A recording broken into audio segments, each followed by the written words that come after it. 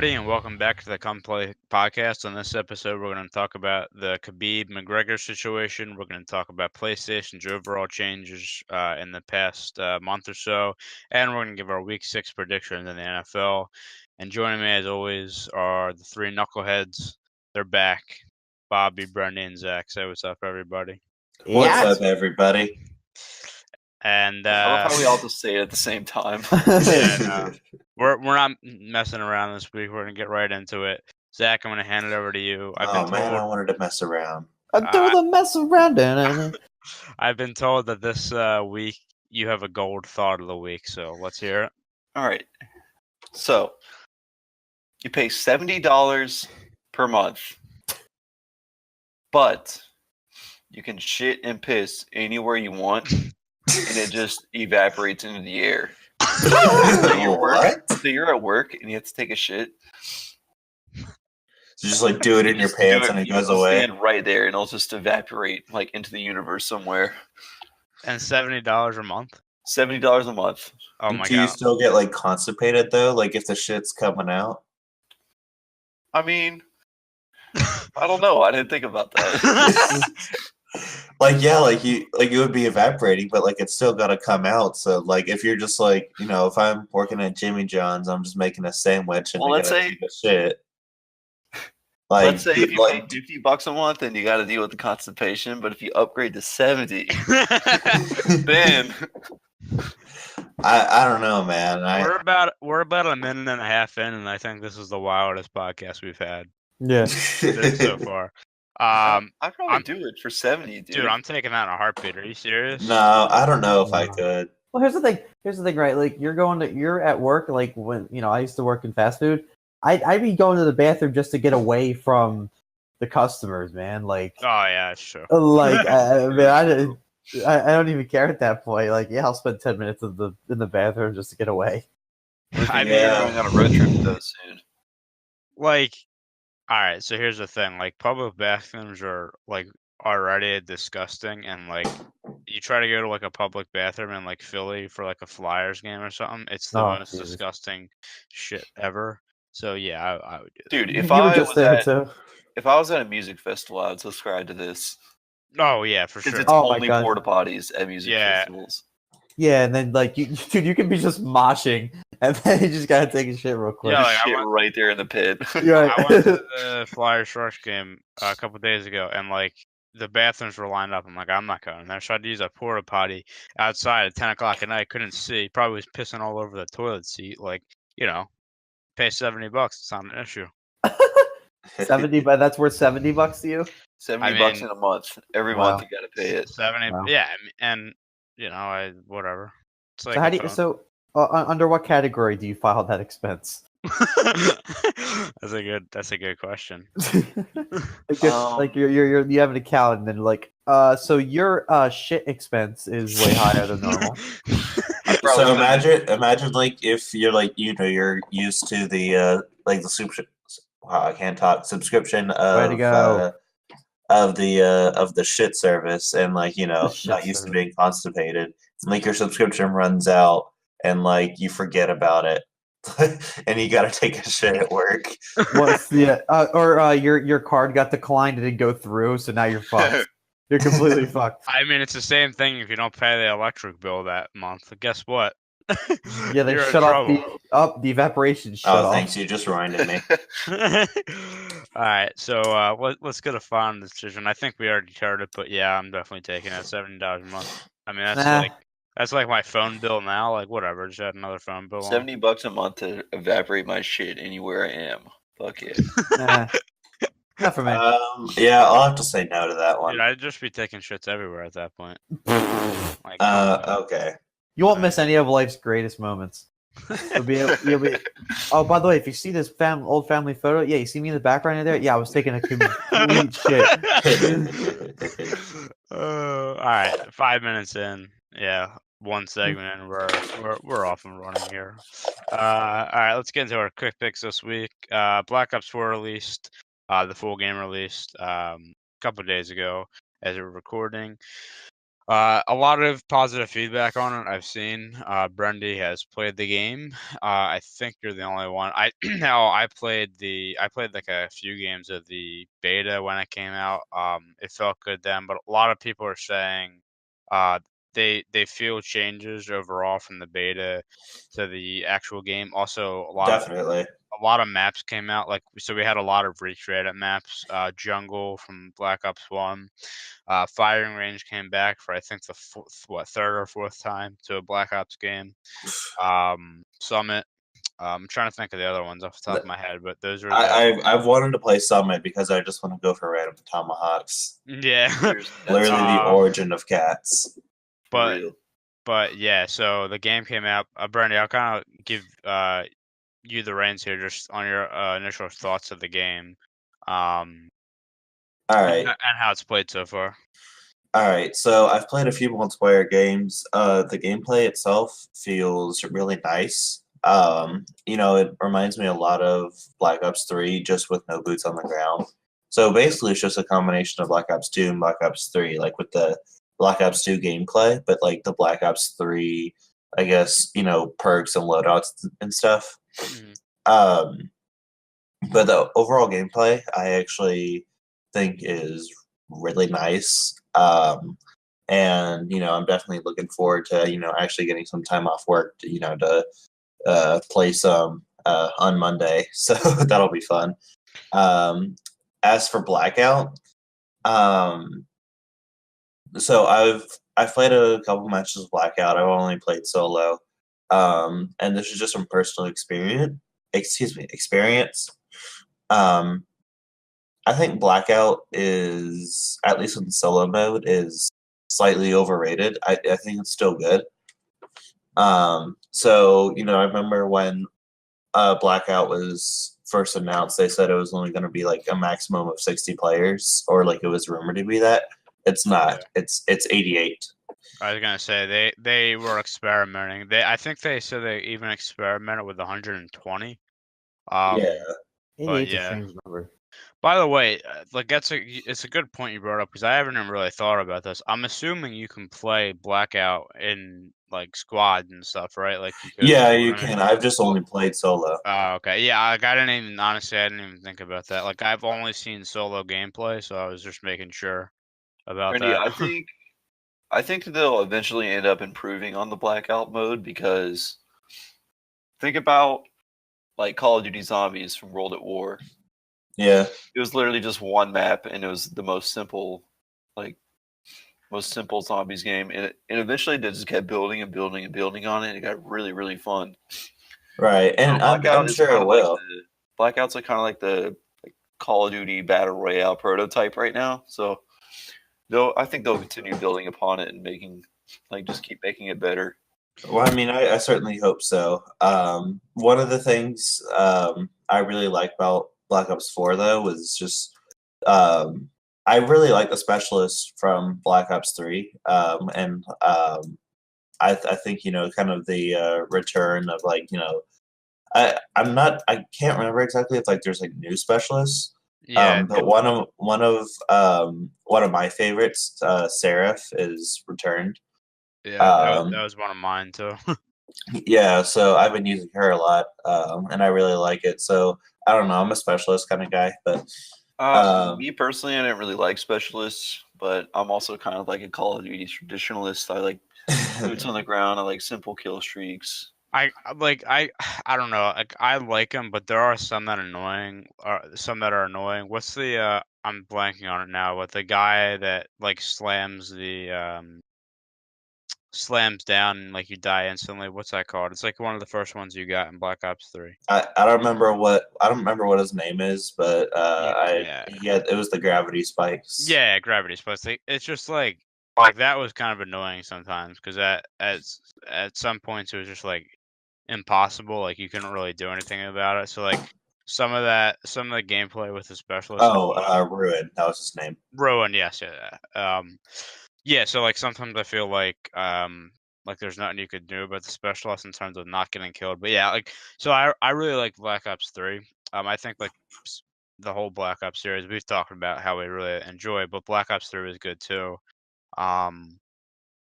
but like I guess I mentioned this when we were talking about the beta. Like it looks like the gameplay was really fast. Is that something you kind of notice? Oh yeah, it's definitely a lot faster. Yeah.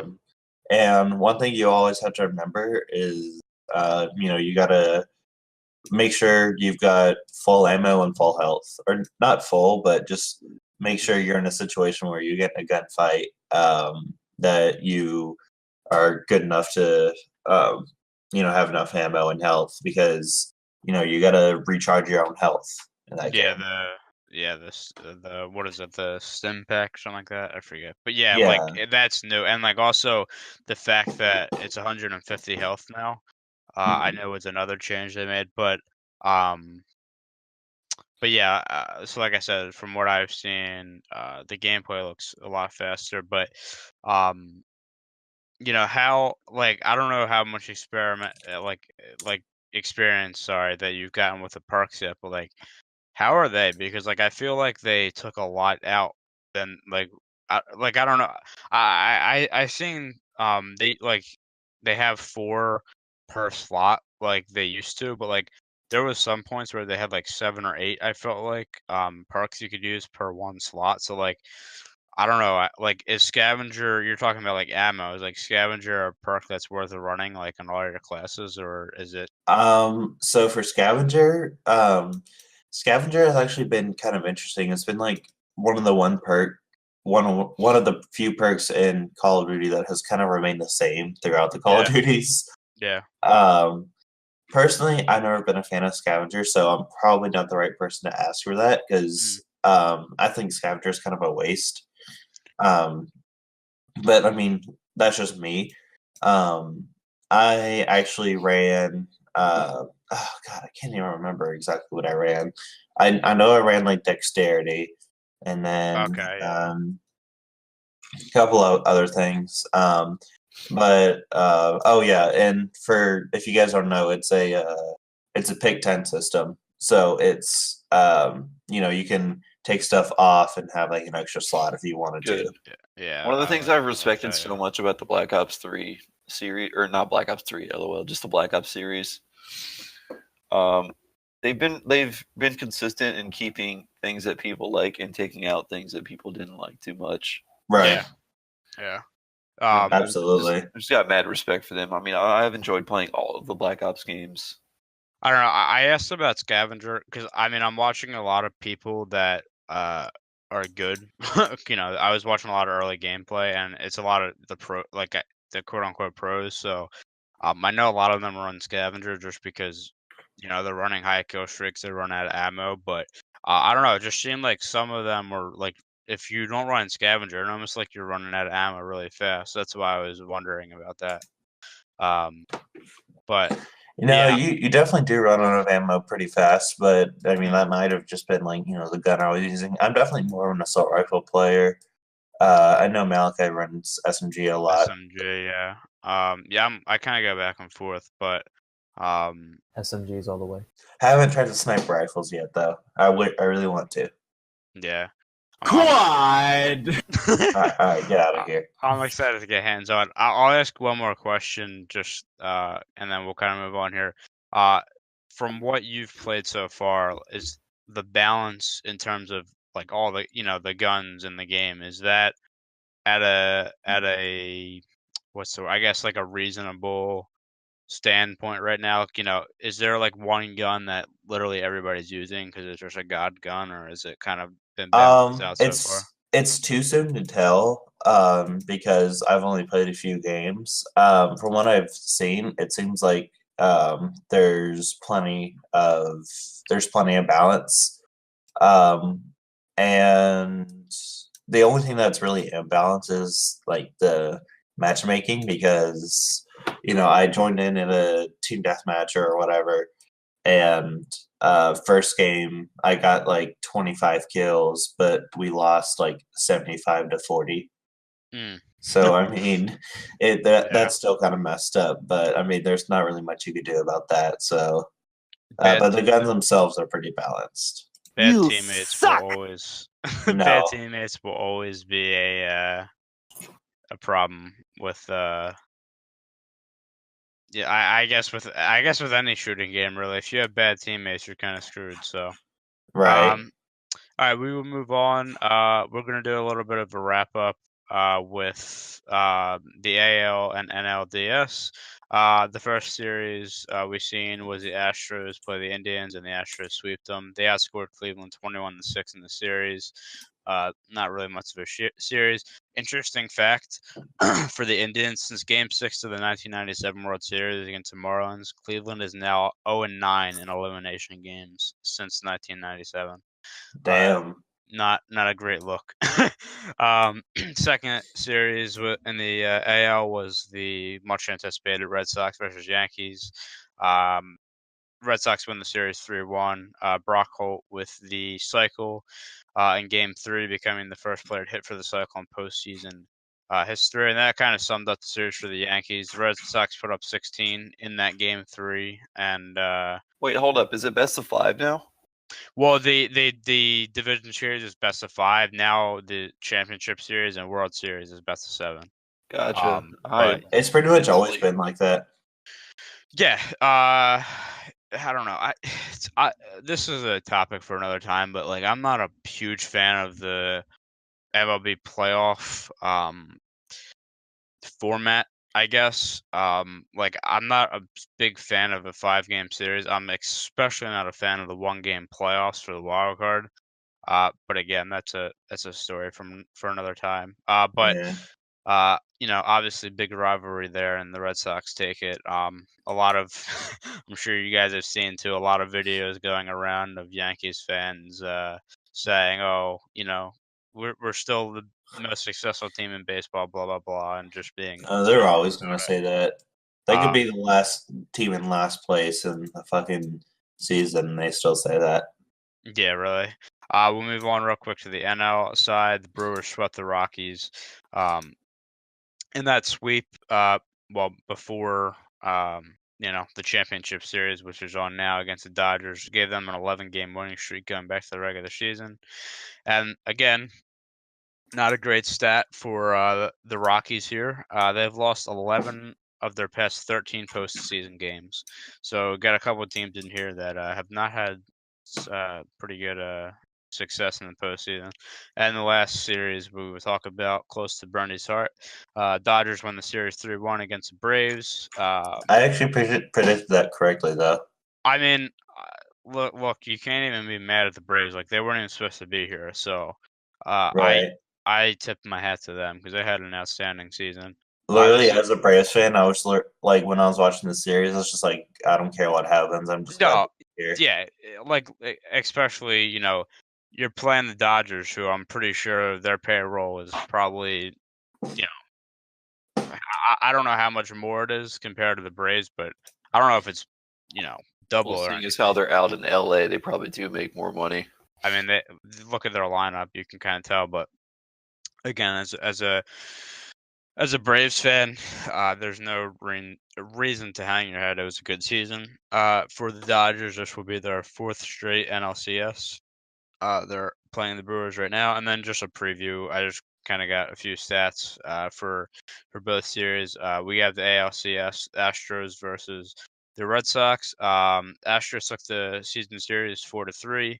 And in Game 1, which was last night, which the Astros took, it was Sale versus Verlander. Game 2 is Price versus Garrett Cole. And then on the NL side, this is the first time that the Brewers and Dodgers have met in the postseason. And the Dodgers won the series 4-3. So it's good to see from both sides that, it was close series between both teams. In the season series, as we're recording, Game 2 between the Dodgers and the Brewers happened last night. That's 1-1, and then it's kind of too soon to tell with the AL side, but the Astros took Game 1. Correct me if I'm wrong, but I think my postseason predictions so far are 100% correct. I believe I think you are. Which I'm fine with that. Although, didn't you mess up? I thought you had. Well, I mean, as of right now, because like the way that they look now, like with the Astros, Red Sox, Yeah. Dodgers, I Brewers. oh, okay. I was gonna say because I thought you messed up I messed up the wild cards. Yeah, That's right. it. Okay. Yeah, gotcha. Um, 'Cause and then I had the Cubs winning, and I had actually that was it. That's the only one I got wrong. I think was I okay, had the Cubs winning. yeah. Excuse me. And then kind of a thing I had here, which wasn't much of a factor last night. Kershaw versus Yelich. Is a interesting matchup just with Yelich, the season he's having. Oh, Possible. absolutely. I mean, I don't know. To me, he's the MVP. And Kershaw being probably the best pitcher of this era. But last night wasn't the story about Yelich. It was about the relief pitcher hitting a home run, or not. I'm sorry, that was game one. But yeah, it was the story wasn't about so much Yelich. It was about the pitcher, the relief pitcher hitting a home run off of That him. was But insane. yeah, when you sent me that video too, like it wasn't like it just got over the wall. I mean, like he put a charge into that thing, so it was interesting to see. But Think about how much like relief pitchers actually like, have a chance to get in that bat. Like even in the yeah, National League where pitchers do bad, but like it's just an insane thought. but yeah, I mean, relief pitchers, that's few and far between. I mean, looking at these championship series, though, like, I mean, maybe the Brewers are a team that are kind of the team you wouldn't predict, but the other three you would imagine are there, and that's kind of how baseball usually is predicted. Well, honestly though, if you looked at like that side of the bracket, like you had the Rockies, the Cubs, and the Brewers, like Yeah, definitely the Brewers looked like the team coming out of that side at least. yeah, I don't. I mean, I was high on the Brewers coming into the year, or somewhat high on the Brewers coming into the year. But like, you know, the Brewers in recent times, I guess, have not been the best team. So, but Right. no, It's interesting to think like, they made these, trades, off season and during the season, didn't really seem like much, but like holy cow, has that Christian Yelich thing paid yeah, off. that's crazy. You see the Marlins? Yeah. Poor Marlins. Oh man, that I would hate to be them. Yeah. It's fine. They have one fan, so it's not like they'll be that, you know, Dude, the that Marlins they have an won't be attendance heartbroken. problem, but that's a different story for a Yeah. different day. All right, moving on. I mean, I'll just wrap up by saying that, like I said, the first two games of the series with the Dodgers and Brewers have been good. Hopefully, it continues on the other side. That Turner home run was a blast. Yeah, it was. He knew it too. Yeah, I know. I'm looking at the picture of him right now. Him looking at it. He's like, "Yep, that's." And really quick That's before we move on, can we just talk about like how awesome it is to see literally everyone bat flipping now? Yeah, I know. Well, yeah, Like when Jose Batista did it, I was pretty sure there was gonna, like a bench clearing brawl was inevitable. But I was so hyped on that flip. Punched in the face. yeah, I know exactly. Like, I don't know. It's just everybody does it now. But like, so being from the Philly area, like the only game I can really watch is the Phillies, and fucking Abdul Herrera will hit one off the wall and he'll bat flip, and it's like, dude, like, come on now, like let's at least hit a home run. But either way, that man belongs in Philly. But like, if I hit a home run like Jose Batista did, I would like fucking hit walk. that. I would jog backwards like while doing a handstand as I'm rounding the bases. Like I don't give a fuck. Yeah, I would Bat flip handstand around the bases. I would like bat flip that shit up to the ceiling. With both hands. Moving on, a story we touched on earlier in the year when it came out. I believe me and Bobby also touched on it in the NHL season preview. Austin Watson, the Nashville Predators forward, was suspended 27 games for a domestic violence dispute earlier in the year. It was announced the other day it's been reduced to 18 games. The NHL and NHLPA announced in a joint statement that through a neutral arbitrator, this ruling occurred. Pretty interesting backlash on it. I'm actually going to read part of the statement from the National Hockey League because right from the off, you can kind of see their opinion on it. So let me pull this up real quick. We've reviewed arbitrator Shyam Das. I'm not sure how you say their name. Das's opinion on the NHLPA's appeal of Austin Watson's suspension for domestic assault, which, this is like really the colors that the NHL use to put their statements out with these pictures are not friendly.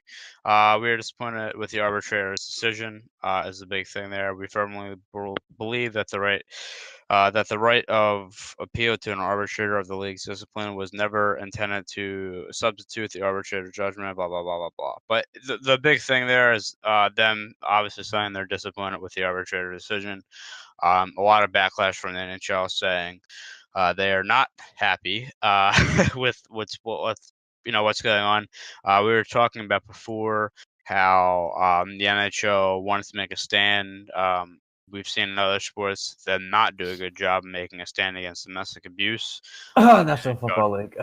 Yeah, really. No, NHL, that's the only one. Yep.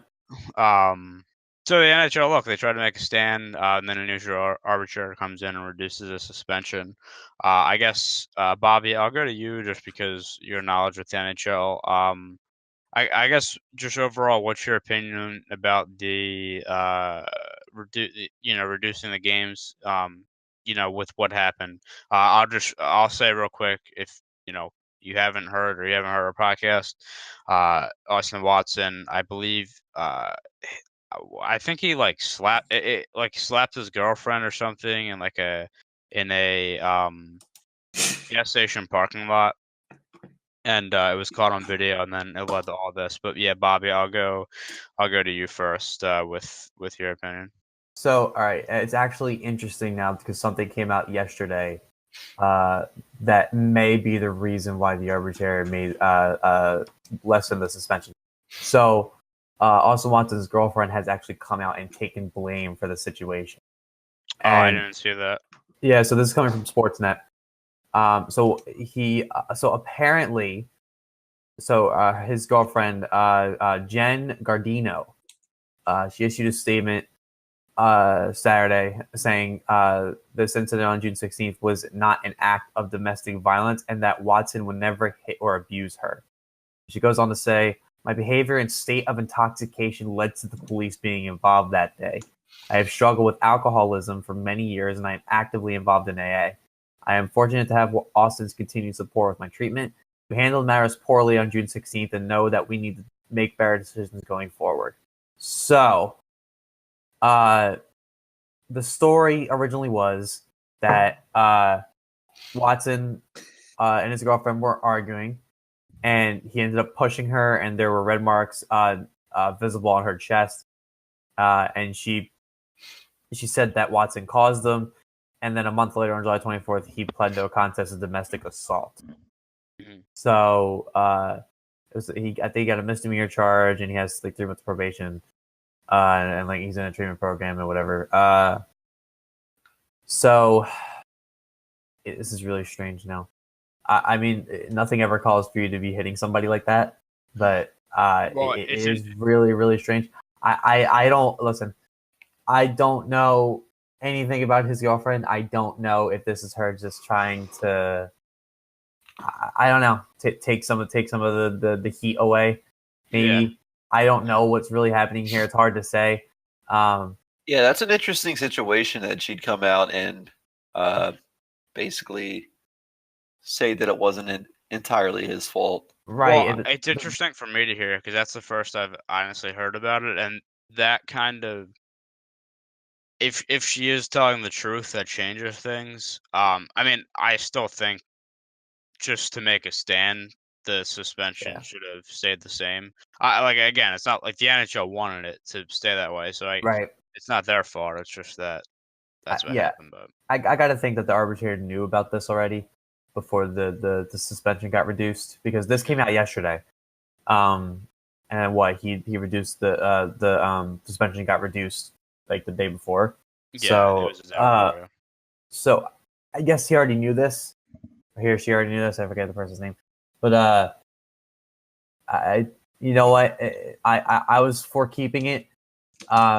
Really, no matter what happens, because to me that's the NHL saying, listen, we are not dealing with this bullshit. We are not. Right, zero tolerance. We are not. Listen, you do this, you're getting hit with a suspension and probably a decent fine.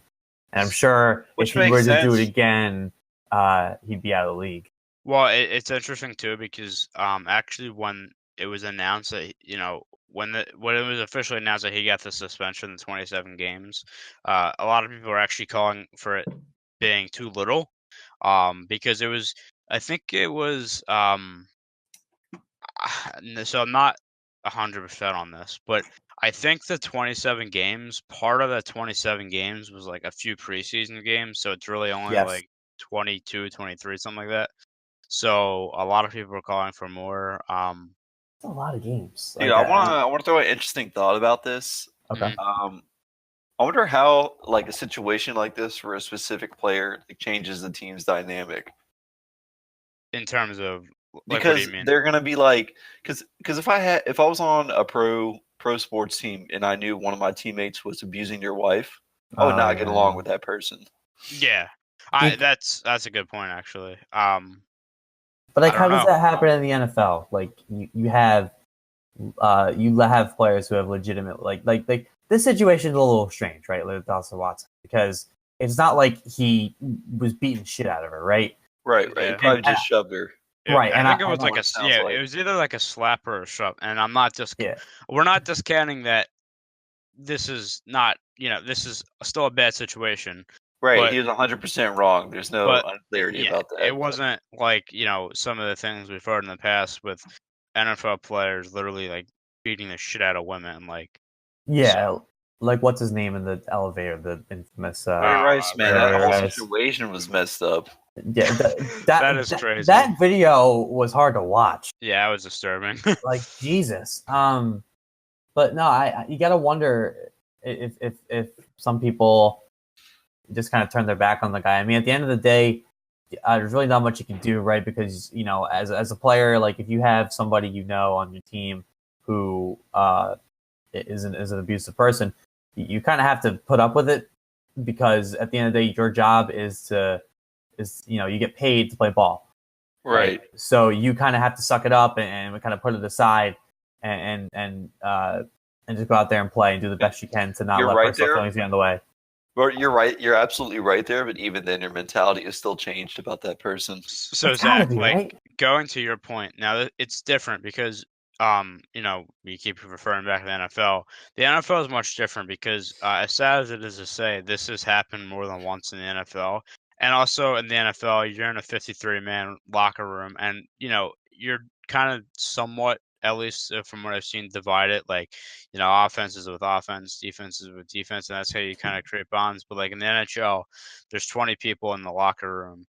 You're basically seeing everybody at all times, and like, not to mention, like, this is, I mean, besides the whole Slava Voinov thing that happened a few years ago, where he was beating the shit out of his wife, and then is out of the league now. This hasn't really happened that much, and then in the NHL. So it's interesting just because you say about getting along with your teammates and stuff like that. Like there's definitely a different mentality in the NHL locker room over an NFL locker room or MLB or whatever the case.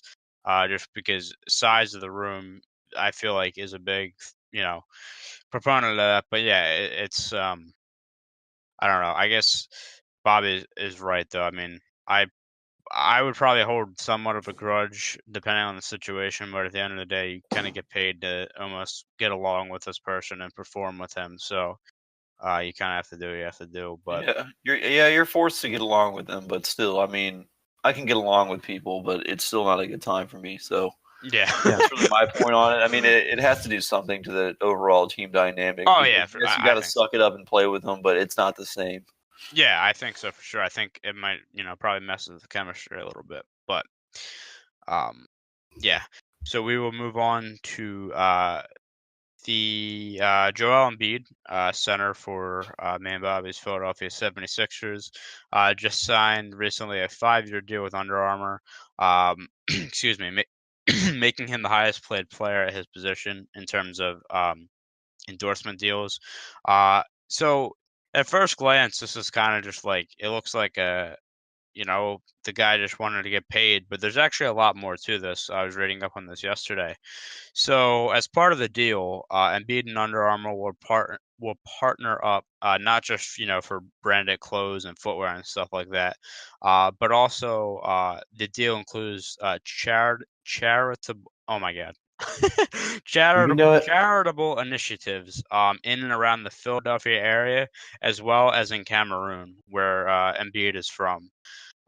So this is a big deal because I was also reading that a lot of there's a lot of charity work when he was a kid in Cameroon with the NBA and NBA players and stuff like that. So not only is it a deal that makes him very, very rich, I'm sure, but it also allows him to give back, and he, talk about growing the game over there and giving kids the opportunities that everybody else has. So Trust the process. trust the process. Trust the process. And just because it's Embiid and I love this guy, like of course, there's a big thing about big men endorsing shoes and stuff like that. Like in the past, it hasn't gone that well.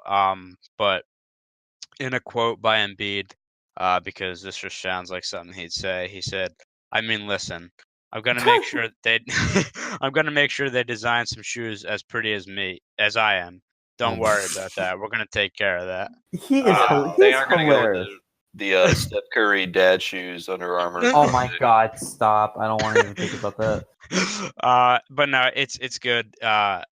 I'm, a lot of people are going to criticize it just because Embiid is a cocky player, and they're going to hear about he's now the highest paid center in terms of endorsement deals. But look, I mean, he's given back to Philadelphia and Cameroon, so it's a good thing. But yeah, something I just want to touch on. And Speaking of, real quick, so speaking of trust the process, so apparently 76ers have filed like copyright for it, so they're ready to full on just run with this for the foreseeable future with this whole thing. And I just want to say, Stephen A. Smith, stop hating on this thing. I hate. I seriously, that take that he put. I think he put that take out last year about how he hates the idea of trust the process because that's getting people in seats. Isn't that the goddamn point? Yeah, exactly. Like it's a great marketing strategy. It is. It is. And Stephen it's not A. like the Smith's a Sixers are hater, bad. man. It's not like the Sixers are bad. I mean, they could definitely do better, but well, they made the playoffs last season, so I mean, yeah. I mean, they're look, a decent team. They're looking up like with LeBron being out of the with LeBron now going to the West. I think it opens up the East now. Like, yeah, I think they're it's them, the Celtics, and the Raptors as the top three teams in the East. So, but I guess there's always a chance. But yeah, I mean, it's a good marketing strategy, and look, it's worked. So I don't know why he's hating. I don't know either, man. I really don't know. That one made no sense to me. His core argument was that it's like, yeah, you trust the process to get you guys in seats and like what else did he say? Like just basically like, oh, he's not showing any promise. What games are you watching, pal? Yeah, really. Like, don't get me wrong, I like Stephen A. Smith actually more than probably most others do. Just because I'm glad he plays devil's advocate a lot. But this one I just did not get whatsoever. That's his main job, is playing devil's advocate. Yeah, and you know what? It's a good thing to have. It's why Skip and Shannon exist now. Yeah, really. Our last quick pick of the day, Monday Night Football last week. Drew Brees eclipsed Peyton Manning's passing record of 71,940 yards. In style, he did it too. 64-yard touchdown. And now he is the all-time passing leader. He currently sits at 72,103 yards with the whole season left, and hopefully more seasons to come. He's 39 now, so we'll have to see. But I wanted to propose a question because not only is he close to, or not only has he now broken the total yards record, he is, correct me if I'm wrong, I think he's only a few behind on the touchdown record now. So, yeah. Let me look at that. I think he's like, I want to say like only 2 behind or 1 behind or something like that. I'll let you know in a second. Yeah, so I'll kind of propose the question I have. When we're talking about the greatest quarterback of all time, there's a lot of Brett. For a while it was Brett Favre, obviously Tom Brady, Montana. I would even say Dan Marino. So like all these guys are up there. Drew Brees is, to me, not talked about enough for being literally like, and now you see it with him breaking the yards record. Like, it's funny. Like, I think when you bring up the top quarterbacks of all time, like a lot of people would not think about him as being like number one or two. I think he's severely underrated for being the best quarterback of all time. It's just because he hasn't won as many Super Bowls as Brady. Well, he has. Well, that's true. I think he's got a few for sure. Yeah, because he won one back in 2009. 2009? Yeah, 2009. I'm pretty sure. Yeah, versus the Colts, wasn't it?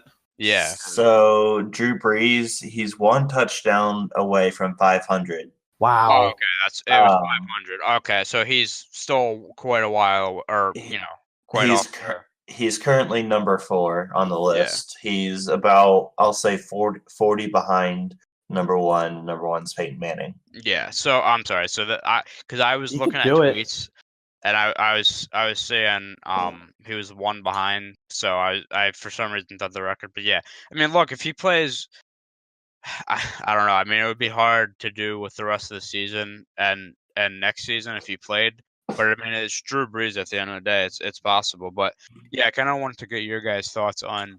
I honestly think he's probably a top 3 quarterback of all time. Like, and I'm still gonna reserve number 1 to Brady probably because of the Super Bowls, and I hate doing that. But like, I have to recognize greatness. But like, he has the stats and the rings, though. Yeah, but like, just Drew Brees, man. Like, this guy, every year, he is so consistent. Brendy, I know. Well, Brendy and Zach, being Falcons fans, I know he's been terrorizing the NFC South for years. I just kind of want to get your guys' take on where you guys think he really ranks, because, like I said, I think he's severely slept. Not, it's hard to say slept on in this conversation. He's not talked about as much as Brady. Yeah. I mean, in my book, I put him, like, even being a Falcons fan, man, I put him as number 1. Like, he's the GOAT. It's just because of the way he carries himself on and off the field. Yeah, that's the other thing. He's one of those guys. He's not flashy. He just goes out there, does his job, and goes home to his kids. Right. Like, yeah. I don't know how he can get any better of a player, like any more of a face of the football league. And as far as I know, he's never been in any trouble. Not that I recall. No. I mean, it's funny though. Like, talking about this now, you know how much like hate Brady gets. Like, Brees doesn't get that hate, but he also doesn't get that love that Brady gets in terms of, again, being the best of all time. But part of it's the rings, though, is because Brees, he has 1, I think, right? So I'm trying to think. I know he at least has 1 because one appearance and 1 ring. That's it. Right. Okay. I was pretty sure. Okay. Yeah, and it's like the Saint. He's been the face of the Saints for basically since he joined. Yeah, since he joined the team, right? But the Saints as a franchise have not been very good, right? The reason why Brady is considered, the GOAT by maybe was because he came in and basically completely flipped the script with the Patriots, him and Belichick, right? Now, Brees, don't get me wrong, I definitely put him up there as well, and I think he's severely underrated. He's not talked about as often. Like, when was the last time you heard anything newsworthy about Drew Brees except for this in the past couple of years? Like, it's not his fault that the Saints have been downhill, but the Saints just haven't been able to kind of back up his reputation of being a good quarterback. And again, that's not on him. Especially with the whole Bounty Gate scandal. Oh my God! Remember? Yo, that was the craziest shit. How long was that ago? That was during their It happened during their Super Bowl season and a little bit afterwards. Hold on. I want to make a comment on why people think Tom Brady is the GOAT. Okay. Or not why people think, why he is the GOAT. Okay. First of all, he's got 5 rings, so that's pretty respectable. That helps I'd say. Anybody. Yeah, that helps. I feel like everyone hates Tom Brady, but is forced to recognize that he's the GOAT. So I don't hate Tom Brady.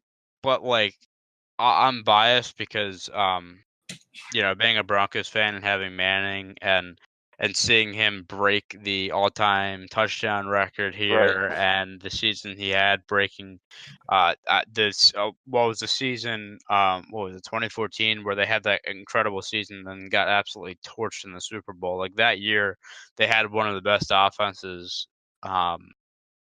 numbers wise of all time. And so like I kind of I guess I'm biased that way, but yeah, I mean I recognize that Brady is a good. By the way, did any of you guys see the video that Manning made for Breeze? Yeah. It was on Twitter. Yeah, like so basically, if you haven't seen it, they're Manning. What was he like cutting an apple or cutting a tomato or something like that? And someone's like, "Hey, yeah, Drew Brees just broke your record," and he's like, "What record?" Passing yards record, and then he just basically made a skit out of it, and then congratulated Drew. I think Manning could. I wish he would step into the booth and be an announcer. Can you imagine like Manning and Tony Romo being in the booth together for a game? Yeah. Oh my That'd be God. interesting. I love Romo for that. Anyway, I hate him because he was a Cowboy, but God, if he is not the most knowledgeable person on that headset, like my God, everything he says, just it makes total sense. Dude, he was a good quarterback in theory, but he he was always a hurt. Well, also like it's the infamous like him like dropping the snap on the on what was it game? It was the game tying extra point, and I'm trying to think. So I have a question. Why the hell was he the holder on that play anyway? Because it's the Cowboys. Shouldn't that be reserved to like either the backup quarterback or the punter? That's what it usually works. Yeah. No, excuse me. I don't know if it was a thing where like one of them are hurt. This was obviously years ago, but yeah.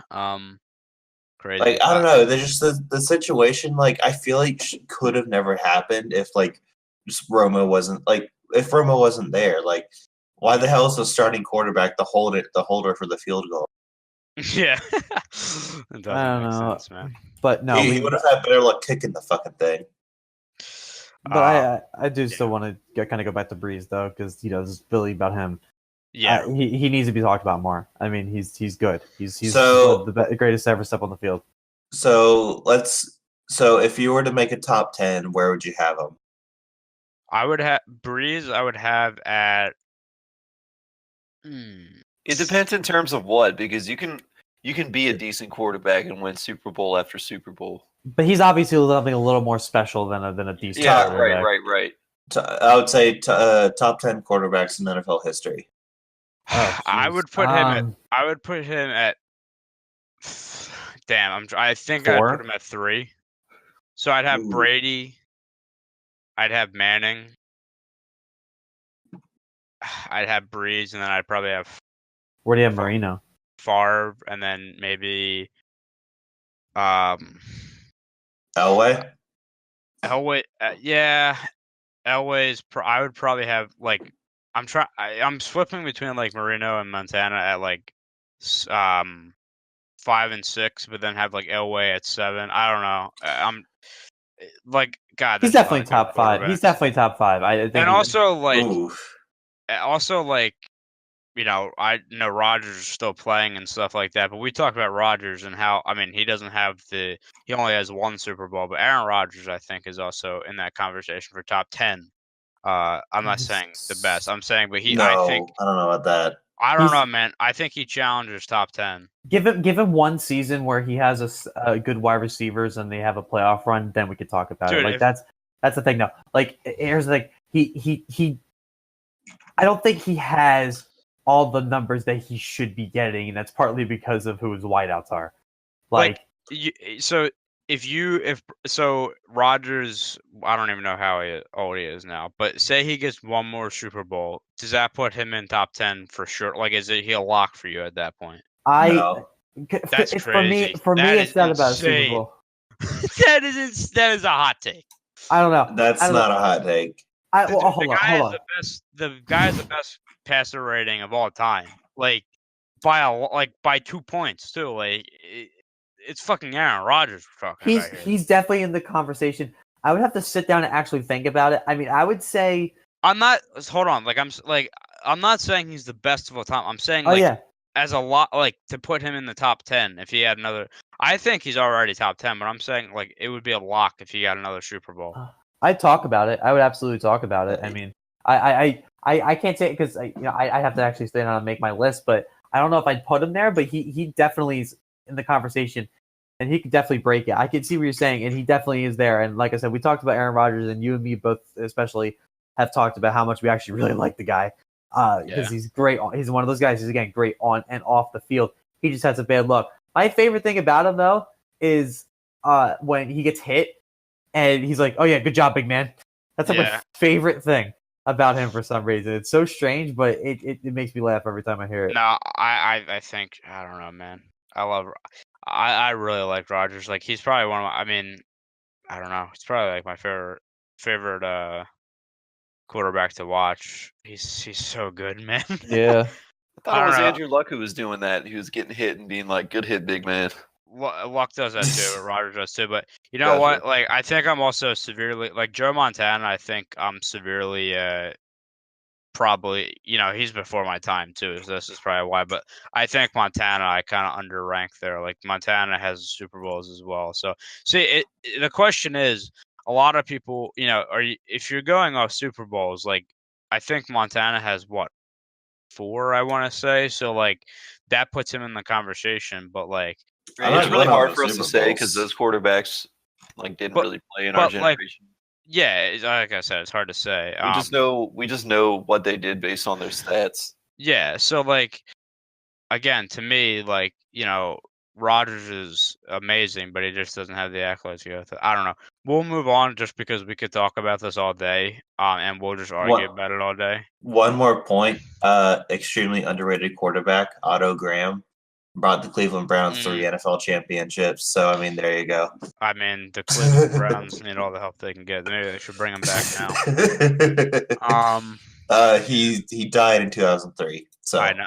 Bring him back. I'm telling you, man. I know. I'm bringing him back from the dead. So, you know what? We'll put this on hold for now because maybe this is a conversation we come back to in the future. But basically, just let's recognize the greatness of Drew Brees and we'll move on. And congratulations to him, Acknowledged, yep. Acknowledged. Now we will move on to a very talked about topic. Now, this is when this podcast comes out, it would have happened a week ago, but we can't not talk about it. The Conor Khabib fight commenced last weekend. And the fight sucked. Like, I'll put it to you this way. The fight sucked. But it wasn't about the fight. It's everything that happened after the fight. I'm sure you've seen. So the fight goes 4 rounds. Khabib wins by submission. And then all hell breaks loose. Khabib climbs over the cage, attacks Conor McGregor's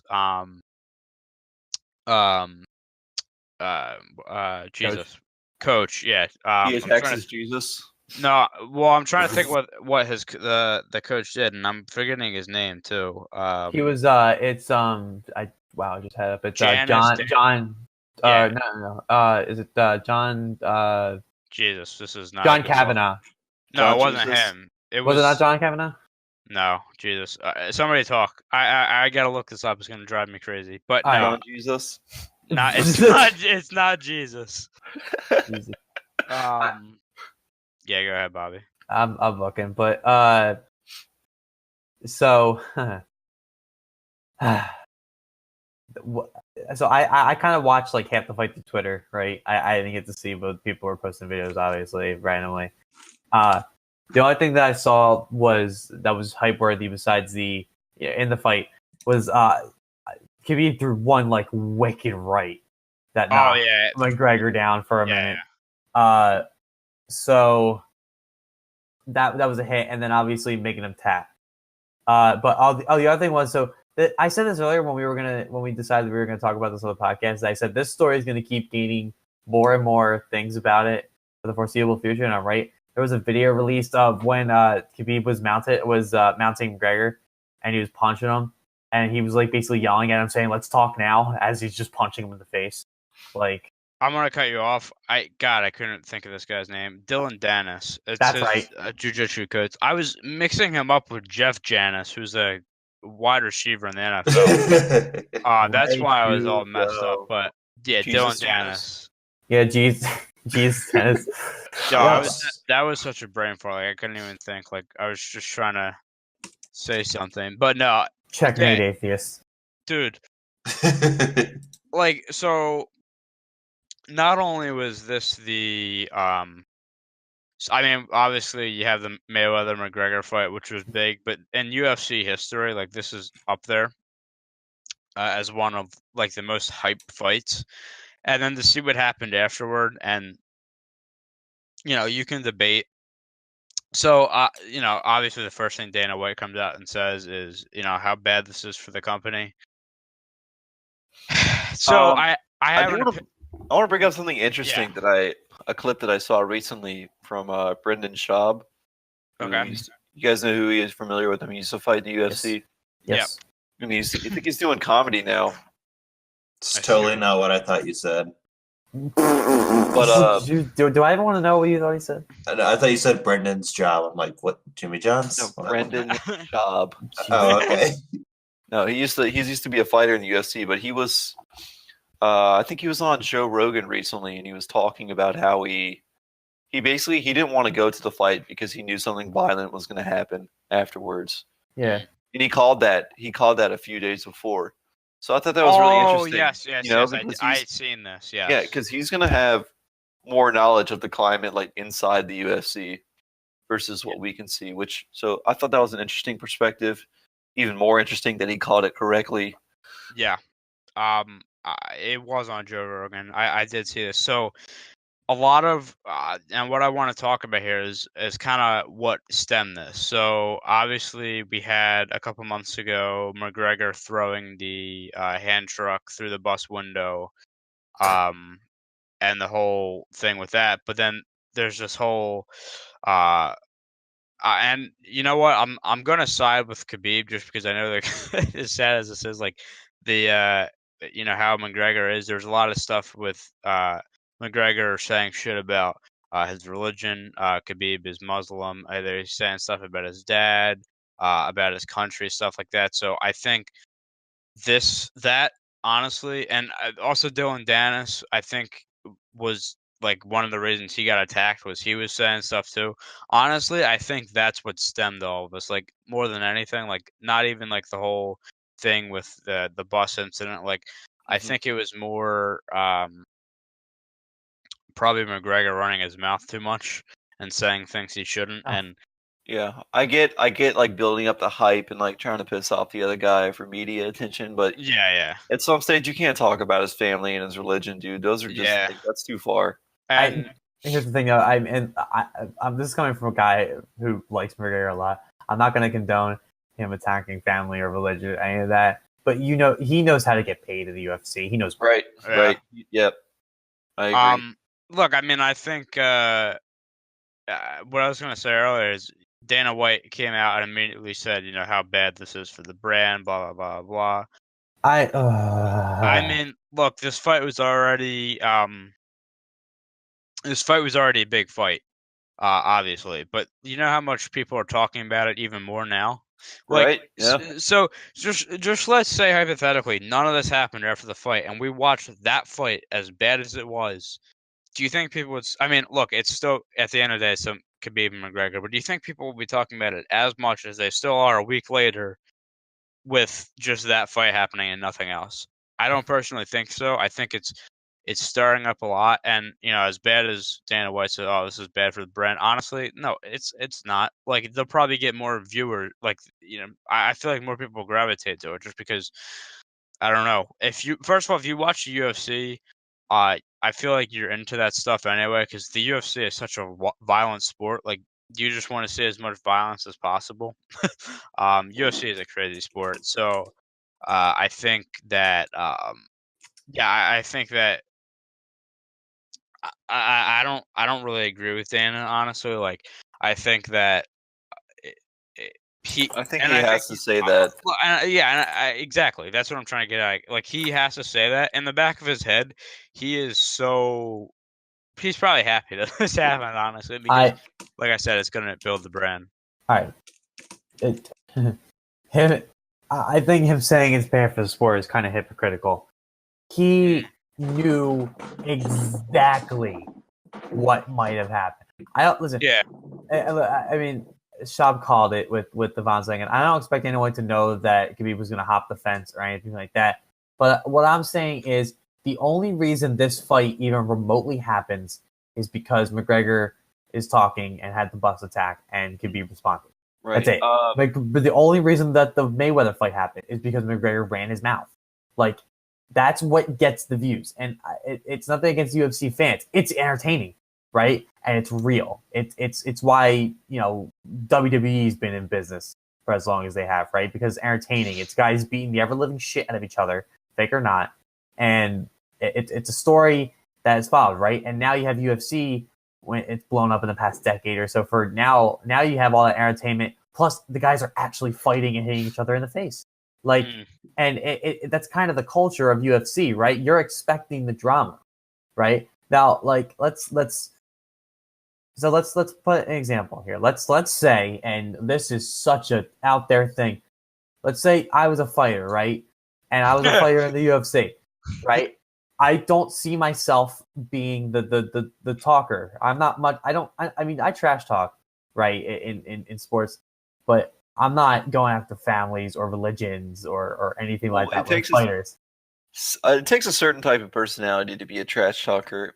It does. And honestly, that's why McGregor is at the point where he is right now, because of his trash talking. Yeah, he's a really good fighter. 100%. Like, I mean, McGregor has the skill to back up, I guess, everything he says. But, like, the reason I think, the reason he's big is not only because just how he fights, but, like, he makes the UFC money, like, because he can talk somebody's ear off, like, right. And the people who do try and get into the UFC, but they're like the most humble guys. They don't get those. They don't get those main event matches, right? Like, it happens. So, like, you saw with the only one I could think of where that happened was when Ronda Rousey finally lost. Mm-hmm. Holly Holm, right? Yeah, it was Holly Holm. Yeah, Holly Holm, yeah. Yeah, so she really wasn't saying anything. Like, Ronda Rousey tried to get a rise out of her at the weigh-ins, and Holly just stood there. Like, she did nothing. That was the only time where it was like, okay, so she's not really much of a trash talker as far as I know, but she went in there and she knew her skills and she was able to actually beat the undefeated Ronda Rousey. Like, but otherwise, that doesn't work. It never works. It's the reason why McGregor is always talked about. I do want to bring this up just because I'm pretty sure it's just kind of the popular opinion right now. But so I was confused when everyone was like bashing Khabib after he hopped the fence after the fight. Considering McGregor's history, right? And like you were saying, Tyler, when he threw the hand truck through the bus window, and honestly, multiple other offenses outside of the octagon. Yeah. I just don't get why they were so hard on Khabib, and they were. I mean, I realized that both players fighters were suspended after the entire situation went down, but people were so quick to bash Khabib for doing that when you can only push a man so far. And especially since, like, he's sorry to cut you off, Tyler. Especially since, like, he just fought a intense match, right? I mean, you can debate on how good the fight actually was or not, but he's in like a locked in zone, right? And then you got McGregor's jiu-jitsu coach, who apparently, and this is allegedly, he was talking crap after the fight to Khabib. That made Khabib turn around in the first place, right? Yeah. So, and after everything that has already been said, like, he got McGregor down, he made him tap, and it's like, okay, now I got to make a statement to the rest of the guys: do not fuck with me. Like, and I'm not condoning it. Again, that was a very dangerous situation, to say the least. I just for the record, my favorite meme out of this is when they posted the picture of Drake and it's like Drake's face when Khabib Yeah. was climbing the cage. Like, if that dude is climbing the cage, I'm on the side of the octagon, I'm out of the building. Yeah, I'm running. if there's anybody in the UFC I'm not fucking with, it's Khabib. Yup. A crazy motherfucker. One thing I want to touch on too is the whole thing with Khabib's teammates. One of them being his brother, hopping into the ring and just cheap shotting the shit out of McGregor. Yeah. That was a dangerous situation. Like it was his brother that got McGregor when he was not looking. There's this whole perspective now because there's a bunch of different camera angles about how McGregor might have provoked this. I don't agree with that. Like, No. you see him throwing a punch at one of Khabib's other teammates, but it was because the guy was about to attack him, and then all of a sudden he just got sucker punched. I think you're right. McGregor didn't provoke this on that day. He didn't provoke it. But yeah, exactly. Multiple weeks before provoking it. Yeah, like I said, if in my opinion, the main reason this all went down was because of that. I don't want to go too long with this just because Zach has to leave, but I want to ask the question, what do you think the future of the UFC looks like now in terms of what's going to happen with Khabib and McGregor and kind of just the overall, like, I don't know, maybe like safety of it because honestly, I think they'll just make them tone it down with the trash talking. Yeah, so like I don't know. But that's the thing, like I think the trash talking is what like gets the fans excited and stuff like that and brings in new fans. So here's you're right, but they're gonna be like, all right, no trash talking religion, like or maybe it'll just be like an unspoken rule where I feel like it should have been already. Like that's a fucked up thing to talk about. But Bobby, go ahead. Yeah, no. So here's what's going to happen. I can tell you exactly what's going to happen. So here's the thing, and this is something we do have to note. So tomorrow, today's October 14th. By the time we're recording this, so by the time this comes out, it'll probably already have happened. October 15th, both fighters are going to be suspended 10 days by the Nevada State Athletic Commission for the brawl. Right. So understand the UFC basically has bosses, right? Like there was a reason it took so long for UFC to happen in New York because the New York Athletic Commission was not letting those fights happen. Right. So they can't do anything without the commission saying it's okay. And that's why, they're not in charge of really any of the rules for the most part. They can decide match format and stuff like that, from my understanding. But like, drug suspensions and stuff like that, that's not them. That's USADA. So here's what's going to happen. So they're going to suspend 10 days on October 15th, but there is a investigation happening on the brawl, and there's a potential for additional suspensions to happen October 24th. I think what the state of the UFC relies on that hearing right there, because let's say if they throw, I don't know what the rule even is. To say throw the book is kind of the wrong thing. Let's say they bring the hammer down on these two guys and their team, right? Then UFC is going to have to be like, well, we can't lose our best fighters, or our most profitable fighters, I should probably say. Yeah. For talking and have them suspended for X amount of time. But if what my prediction is, and you can call this a hot take if you want, my prediction is that suspension is not going to be much. It is really not. It is really not. And if that suspension is not going to be much, then the UFC is not going to do a goddamn thing. Because there are, like, Khabib and McGregor are already talking about a rematch, and exactly, and that's going to make money. I don't know if this factors into it. I just want to point out that McGregor didn't press charges against because 3 guys were arrested after the brawl. One of them being the brother that took the sucker punch, and then just 2 other teammates. He didn't press charges against them, so they got released. So like. Again, I don't know if that factors in, but I think, and by the way, just to say, props to McGregor for that, because I feel like he could have easily pressed charges, and they could have, they're talking about getting banned from the country. He's not an idiot. He knows he provoked it. Yeah, and look, I think it's just kind of the nature of it. Like, if you're gonna say stuff like that, like, don't expect like to not get something back.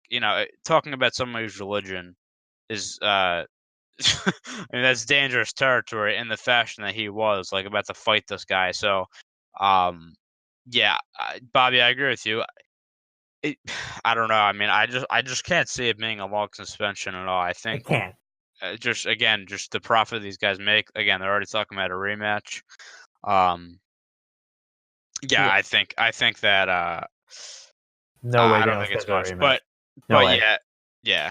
I don't know. I mean, it's just it's crazy what happened. Like, I was watching on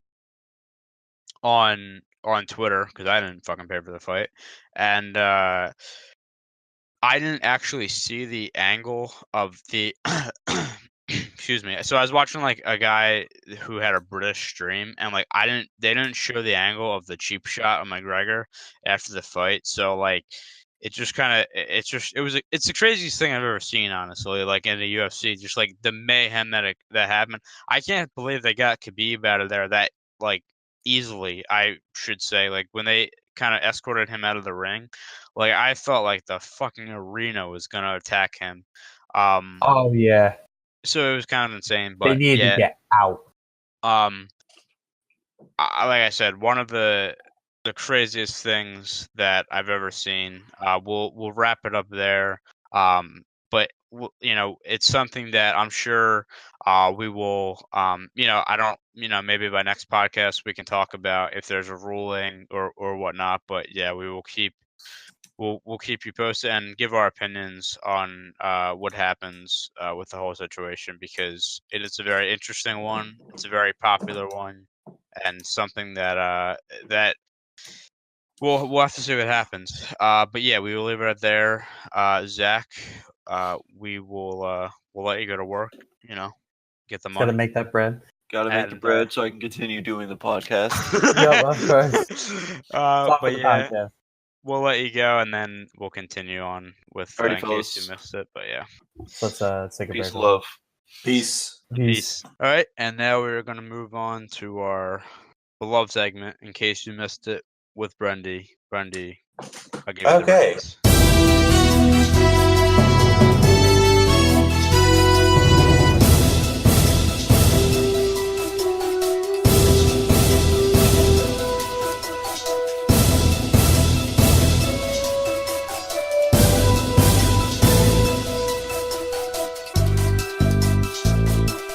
Okay, so in case you missed it, it's brought to you by RM Productions. RM Productions, go fuck yourself. I'm kidding. Wow! Wow! I was not even ready for that. That was a Alright. shot. That was a jab. All right, you know what? Well played. Well played. Still waiting on trifecta, buddy. Shut up. All right, so our first story of the Go day. record clips of your fucking Fortnite movie, you piece of shit. Okay, moving on. All right, so our first story of the day involves everyone's favorite diva, Odell Beckham Jr. And as you guys know, Odell Beckham Jr. has a thing for taking his frustration out on inanimate objects, you know, such as field goal nets and such. Well, against the Philadelphia Eagles this week, he took his rage out on a fan, and not like a fan in the stands, but like a mechanical fan. He literally just smashed his helmet, or like smashed his head against the fan in frustration and just walked away. This time, though, the fan did not fight back like the net did. It's actually funny. I'm watching the video right now. So not only did he headbutt it, he was like yelling at it and then punched it a couple times. Yeah, he did. And watch the video. It's actually kind of funny. He's like almost like taunting the fan. Yeah. It's like I'm just trying to cool you off, chill, and all he seems to be steaming him up more. But wait, it's not even on. He's probably just trying to turn it on. And according to an ESPN poll from Jason Whitlock, he made a poll that said, who is more important to the future of the Giants, Saquon Barkley or OBJ? And 80% of people said Saquon Barkley. Yes. Like, huge, like 80-20. Like, I agree it's Barkley, but I thought it would have been a little bit closer. I don't know, in my opinion, like, you know, or not my opinion, but are the Giants, trying to move away from Odell Beckham? So here's No. let me think. I'm just gonna give my take on the whole like 80-20 thing with Saquon. I agree. I think it should have been closer. Here's the thing. I think Saquon probably just because he has like I guess the running back position has more of a opportunity to be an impact player over a wide receiver because I've talked about this before, and this is the exact reason why Odell is having problems right now. The quarterback makes the wide receiver, and Eli Manning can't get a ball downfield like Odell when this guy should be getting 15 targets minimum a game. Like just based on how good he is and how bad their other receivers are. I agree. I agree Barkley again, just because first of all, obviously he's a great player. He's going to be a great player, but I just think running backs have the ability to be more of an impact player. I do not agree even an inkling though about them trying to move on from OBJ. I've talked about this before. Not only is he a great player on the field, but the money he brings in alone should kind of suggest to keep him. Honestly, I think they just have to. Look, Eli Manning, respect. He's had a great career, but like the stats he's putting up this year are god awful. Like he can't get the ball out to Odell. Yeah, I think it's. I think I don't know. I still really like Odell. I know a lot of people hate on him, but yeah, I really like the dude. So. I mean, we talked about he's we talked about him before, and I talked about how I think I for the longest time thought he was overrated, but I know I'm statistically wrong. Yeah. But no, and especially after the contract he just got, I don't think they're going to move away from him yet. It's kind of like the Le'Veon Bell and Antonio Brown combo, right? I mean, you got someone to throw to, and you got someone to give the ball to in the backfield.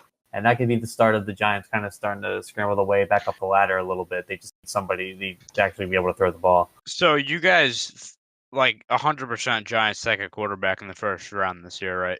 Have to be. It has to. Yeah, I would. I hate to say yes, but like I feel like I don't feel like they have a choice. Or they make a trade. Yeah, but I mean, who's out there that they would like that's a team would be willing to give up and they could take, kind of thing. Like that's a good question. I don't know. I don't know, but I'm just trying to think in my head and I can't right now. Like who's the best backup quarterback in Jesus Christ, best backup quarterback in the NFL right now? Matt Schaub, Nick Foles, Ryan Fitzpatrick. Nick Foles. Nick Foles. I could see it, but but Nick Foles is what, in his 30s now? Yeah. So but even if they give him a couple years, right? Unless he's planning on retiring soon. I'm 100% sure they draft a QB for their future. If I had to guess, it'll either be Justin Herbert or Daniel Jones. It's interesting. So John Elway was at the Oregon game yesterday. And they brought him up a couple times on the TV. He was there watching Herbert. So that's interesting from my standpoint with the Broncos. Obviously it's all going to depend on where everybody drafts at, but the way the Giants are looking, they're looking probably at a top 5 to 7 pick. Giants right now are projected to pick 9th, according to CBS. That's crazy because aren't they 1-5?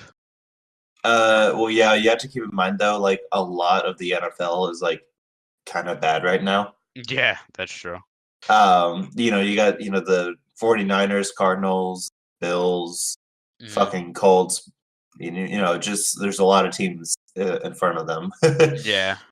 So it'll be interesting. No, I think they have to go QB. And you know what? This might be an unpopular opinion, but like this whole thing, I think they're just blowing out of proportion with Odell on the sidelines, like getting frustrated and punching shit. Like it's just, how much that guy has the camera on him throughout a game all the time, and because people want him to like do something, and he like has. That. And this is where the bad stuff comes about him. Look, dude, I'd be frustrated too if I was him. His quarterback, like the numbers that he's putting up, like it's just, oh my god, it's unbelievable. It's like you can't even get the ball out to him. I know a Giants fan who just he's over. Like he recognizes how good Eli was in the past, but he's toast now, man. Like he had to move on. But yeah, that's how I feel about that situation, at least. All right. Well, we're going to go ahead and move on from that story. So we're going to move on to something near and dear to my heart. Of obviously the release of Black Ops 4 has had its problems. So we've all obviously played Fortnite. It's a game primarily played in third person. And when you're playing, you have emotes you can randomly use on players to, taunt them and, all that kind of stuff. So like when you do an emote in Fortnite, it like slightly zooms out, like not much, but then like it does the emote. So something like corner peeking would not necessarily be an issue. In Black Ops 4, though, they also have emotes, and it works basically the same way that it does in Fortnite, except it zooms out a lot further, which essentially means you can hide behind a tree and peek around corners and pick people off that aren't expecting you. And this actually happened to me this actually happened to me once while I was playing Blackout for the first time. Actually, some guy just came behind a tree and was like immediately shooting me. And I didn't think about it at first, but it kind of makes sense because Black Ops 4 Blackout is going to be primarily played in first person. And all the emotes are third person. So a lot of fans are very unhappy about this. Some people are saying it's a complete game exploit. Other people are saying, it's, a smart tactic. What do you guys think? So I haven't gotten hands on, obviously. Personally, I think it's something they should probably remove because I think it's an exploit. Now, like you said, a lot of people are saying, well, it's a strategy. Sure, it's a strategy, but like, I don't think it's right to be like being able to like stand behind a tree and then like emote and like see a guy in the distance. Like, I don't know. I think it's just something that they should probably. I don't know how they could do it though, because like I don't think they want to remove it because, um, I guess emotes like kind of attract players. I guess I don't know what the whole thing about it is, but I think I think it's something like in my opinion they should change. I think it's an exploit. If I was playing, would I use it? Probably, but like, I don't know. I just think it's Only reason you would use it though is because like other people are, right? Yeah, exactly. Like if I knew it was there and people were using it on me, and that's how I was dying, like hell yeah, I'm gonna use it. It's like the cheese slide in NHL 18. Exactly. People are gonna do it to us, then I'm gonna do it to them. Is exactly how it is. That was actually a great comparison. Yeah, that's exactly how it is. Like, if somebody's gonna use it on me and exploit it on me, then fuck them. I'm gonna exploit it on them too. So that's how my opinion is on that. Yeah, Bobby? don't if something's there to be used, use it. Like the people are like, oh, I don't want to be cheating. It's not cheating. It's just the way the game works. Like, Yeah. and if that's going to help you win a game, why wouldn't you use it? You could argue though for Black Ops 4 though, like the emote, the kind of like the way it's working was not the way it was intended to be used, so therefore it should be changed in some way. Like Yeah. I'm that's just the argument for it. Yeah, but it is. So therefore, use it. Stop being dumb. Stop being dumb. Stop holding back. Go win a game. No, I don't think it's cheating. I do think it's an exploit though. Like It'll still piss me off. Yeah. It'll still piss me off when I get killed by it, but it's there. I can't blame somebody for using an advantage that's built into the game. Will they fix it? Probably. But right now, go use it. Go get a W. And I'm actually going to link this T Martin tweet who actually shows what it kind of looks like in multiplayer. You guys should check it out when you get the chance.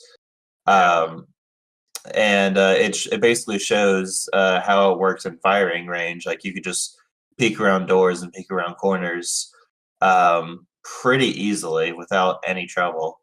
And I believe it works for spray paints as well.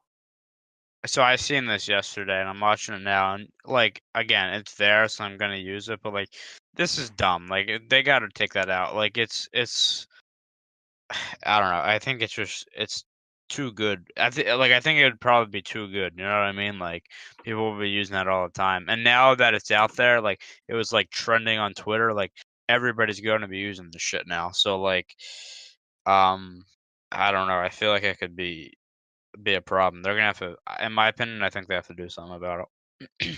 All right, so you guys are gonna be in disagreement on this one. Oh, are we? I mean, I think Oh, so. But Bobby's saying, "Hey, keep it in the game." You're saying, change it. I don't know. Yeah, I'm. No. All right, hold on. Time out. I'm not saying keep it in the game. I'm saying that if it's in the game currently, use it. I'm more talking about the players who are saying, "Oh, I'm not going to use the cheese." Yeah, it's cheesy, but it's in the game, and I can't blame you for using it. I do want it out of the game, but I'm saying that it's not a problem for people to be using it right now while it's in the game. That's all I'm trying to say. Yeah, and I agree with that. Yeah. All right. Well, then we're going to move on to the last story in case you missed it. So, are you guys familiar with the Ironman triathlon? Yes. Okay. So, for those who aren't, the Ironman triathlon is a triathlon consisting of a 2.4-mile swim, a 112-mile bicycle ride, and a marathon, which is 26.22 miles. It is raced in that order without a break, and is considered one of the most difficult sporting events in the world. Obviously, only the best of best can do it. If you're crazy if you do that. Yeah, so I couldn't exactly find like what an average time of finishes were. But the record itself is impressive. So if you guys have heard of Patrick Lang, he's from Germany, and he has won the Ironman competition multiple times. In fact, he set the record back in 2016 with 8 hours, 11 minutes, and 14 seconds. 8 hours? Are you yes. So imagine doing all that shit in 8 hours. Dude, I was thinking like the record would be like 20 hours.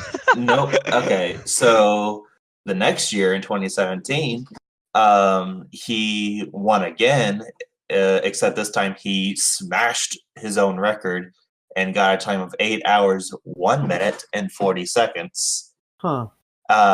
And that, let's see, he had a 48 minute, 45-minute swim, 4 hour and 30-minute bike ride, and a 2 hour, 40-minute marathon, which is what unheard of.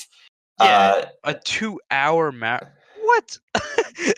Okay. And if you did not realize this, the Ironman triathlon was actually happened a couple days ago in Hawaii, and of course Patrick Lang was a participant, and he smashed his record again, getting a time of 7 hours, 52 minutes, and 39 seconds. Basically a 10-minute break of his own world record, which is I don't even have words. But so what you're telling me, Brendy, is he's gonna eventually in a couple years be able to do this whole thing in 53 seconds. Is that what you're telling me? Yeah, it sounds about right. Give it enough time. So, so he celebrated by crossing the finish line. Obviously, held up the Ironman belt, and finally, at the very end, he walked over and proposed to his girlfriend of I'm not sure how many years, but it was kind of a nice way to finish off the race, and of course she said yes. Do you know how old he is by chance? I believe he's 32. Jesus. So he's, I don't know, I'm not sure if he's capped, but we'll see. Yeah. That's fucking crazy. 7 hours to do all that shit. Yep, 7 hours, 52 minutes, 39 seconds. just Dude, I can't completely even smashing his old record. I can't even dream about doing all that in 8 hours. Like, are you serious? Like, that's crazy. Those are for the people who were like superhuman. Yeah, Yep. I was gonna say, and you saying earlier about like that's one like the hardest sports to do. I feel like that's one of the hardest things to do ever. Like that just sounds impossible. Jesus, I don't even have words. Like that's incredible. Salute to him. So like also, do you know has he won like I guess the past like every event the past few, is it I guess it's yearly I would imagine. So he got it is yearly. He won bronze, so he got third place in 2016, and then he won in 2017, and then won again this year. Gotcha. Huh. And those are the 3 times he's ran. Wow. Damn. Or Crazy. I say ran, but I mean participated. Did it? Yeah, yeah, I gotcha. That's crazy, man. Like props. I can't like. I would like to see who came in second, what their time was. That would be interesting to compare. The guy in second place, I believe it says right here on Twitter. Yeah, the guy in second place got 7 hours, 56 minutes, and 41 seconds. So basically a 4-minute difference. Honestly, I thought it would be more than that, but that's still incredible. Yeah, that's insane. You know what's sad? First ever sub 8-hour performance. Like literally, that guy in second would have beaten the record, except that he was in first again. Like that's Exactly. kind of annoying. It's gotta be like you train all this time to go to the, you trained hard. You're ready to break this record. You go to the Ironman, and look who's in front of you. Yep, no, you're walking right on out. Yeah, I'd be pissed. It's like in your head, like if he's not there, you have the record. That's props, man. Props to him. Yeah, so I mean, nice way to finish it off, and also getting engaged as well. So great day for Patrick Lang, and that's going to wrap up in case you missed it. Interesting stories as always. Excuse me. Now we're going to move on to just another big topic we want to talk about real quick because PlayStation has been in the news recently. We've seen them experiment with. Well, first of all, we've seen a few months ago basically them saying that they're the best platform ever and nobody should buy anything else. That's what I got out of that at least. And then recently they came out with the whole thing with they're going to experiment cross compatibility with Fortnite. And now another story that came out the other day, which, it's maybe not the biggest story, but there's a bigger point we want to get to is that PlayStation now is allowing players to change their ID name in game. So what we kind of want to touch on here is that PlayStation has made some big overall changes recently. Huge.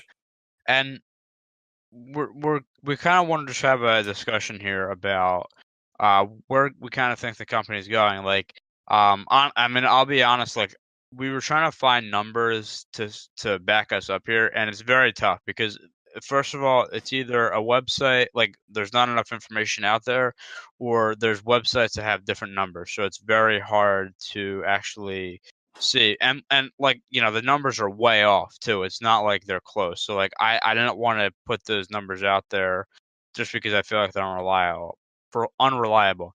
However, we're just kind of getting to the point where PlayStation is making a lot of changes. Where is this kind of leading them in terms of like the console war that has gone on for years? Like, they're making a lot of changes. They're making a lot of things happen, making a lot of people happy. So I guess I'll kind of get your guys' opinions on this. Whoever wants to go first, but yeah, what's your whole opinion with like PlayStation and these changes? If I can overall start this. Yeah, go ahead. So a couple things I looked up pre-podcast. So obviously the Xbox One and the PS4 have been out for a few years now. So the talks of the PlayStation 5 and whatever Xbox next console is have obviously picked up again. So an article posted September 17, 2018 on, this sounds like a sketchy website, trustedreviews.com, but I saw a couple different sites running something like this. The title of it is Sony PS5 could mean big changes for the PlayStation Network. And apparently there's a writer for Windows Central named Jez Corden who says he's been hearing whispers the company is plotting a big infrastructure and platform update in order to help maintain the lead over Xbox into the next generation. It didn't go into specifics about what exactly that could be. So this was at the time before crossplay came out, and they were saying gamers are also very keen for Sony to embrace cross-network play. So, it also said that in case anybody's interested, rumors are putting the PlayStation 5 arriving in 2020 at the earliest. More hopeful estimates are saying Christmas 2019. I'm more slated to go with the 2020 more than anything else. Yeah, they always say that. Expect the latest possible. Right. So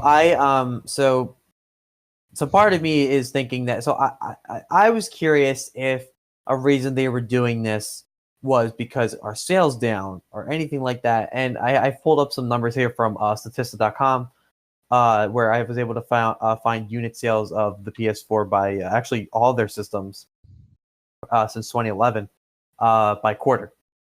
Now, obviously, for quarter threes for the past few years, obviously, the numbers are 8.4 million, 9.7 million, 9 million, because that's around Christmas time. So that's always going to happen. But what's actually more intriguing to me is that actually with each quarter, the numbers are pretty much the same since it came out. Like, let's look at, so the first quarter of 2016, you saw 3.5 million PS4s sold. You go to quarter one, 2017, you see 3.3 million. And those numbers are kind of consistent with which quarter four seems to be their lowest quarter for whatever reason. So sales are not down. And it kind of goes against what I was originally in this for. And I was never down. I'm not a PS4 hater. But I just wanted to see if a reason why they were making all these changes so quickly, especially with the name changing and the cross-platform, two things that they were so hell-bent on never doing in their history, are now doing. So now my current hypothesis is this is a power move to get hype for their newest system. And that if they're doing infrastructure and platform updates that they're talking about here, then that's probably part of it. And a lot more customization and other big options that people are waiting for. You might see a PlayStation system that come out that just completely supports cross-play anything. You never know. So I gotta assume that they're going to expand on everything that they've been doing recently in their next generation of systems. That's actually an interesting take. I wouldn't have thought about that. Yeah, I mean, when we had originally thought about this discussion, we were saying how are they struggling? Like, you know what? And part of me was like, I don't think so, just because I feel like PlayStation. I mean, any game console does well, but I feel like PlayStation kind of does the best sometimes. I feel like a lot more people play like the big gamers. I feel like, I don't know, maybe PlayStation 4 has definitely won this generation. Yeah, like they have held a steady lead over Xbox One, and these new features that they're adding in are definitely helping. Yeah, I do agree though, but I do feel like the gap between the two had narrowed quite a bit this year. Very much so. Yeah, I agree. And the interesting thing that I found, especially when they were advertising everything, was just Xbox tried to go the proprietary route and just everything goes through Xbox and everything like that. So Xbox One, from what I remember, and this might have even hurt them, I'm not sure. I'd have to really look into that. I think part of what hurt them is that they were advertising it as an entertainment system, not a gaming system. Right. If you remember, and listen, it's a good thing. I like the idea as somebody into that kind of thing. The fact that I can control my TV from my Xbox and use all the apps and everything else. That, I mean, they were there on the 360, but the fact that this system could be a central hub, I think it's cool. But that was a part of their big marketing thing. It seemed like they were just total like, we want this to be the central of literally everything you have in your living room for entertainment. And gaming, it seemed like in their ad campaign, the gaming came second.